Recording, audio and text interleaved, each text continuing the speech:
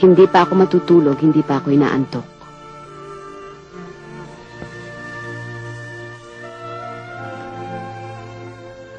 Lalo mo lang pahihirapin ang lahat. Ayokong makita mong umaalis ako.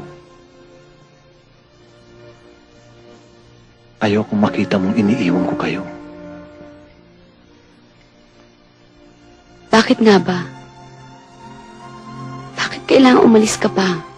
Bakit iiwanan mo kaming mag-iina? Ronald, alam mo ba kung ano nararamdaman ko kung gumigising akong wala ka?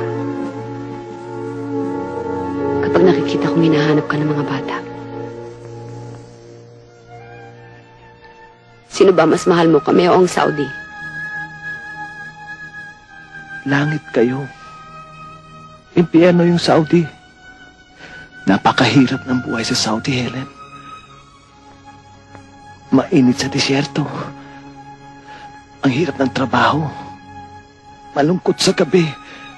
Pero kailangan ko mapuntahan ang impyerno para mapaligay ang langit para sa inyo.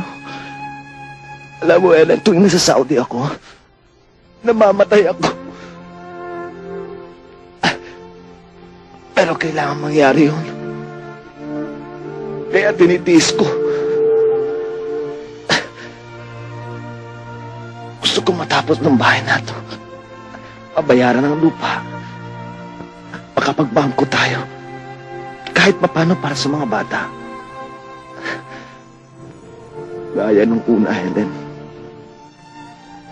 Gusto kong maligayang samahan natin sa lahat ng bagay. Ayokong mapahiya sa babaeng pinakasalan ko.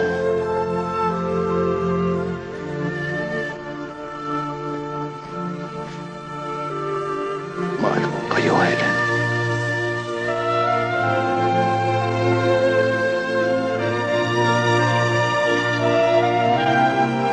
Ronald, magiging mabagal lang ng konti.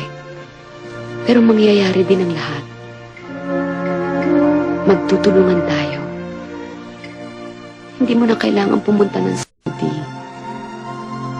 Magtatrabaho tayo. Dito. Eh, paano ako magiging bida? Eh, mapapagod ka. Ikaw ang reyna dito. Yung mga anak natin, ang prinsesa. Ako ang tagapagligtas. Ako ang tagapagsilbi. Dito lang kayo sa palasyo. Hindi na uso bida-bida, ha? Ito ang tandaan mo, ha?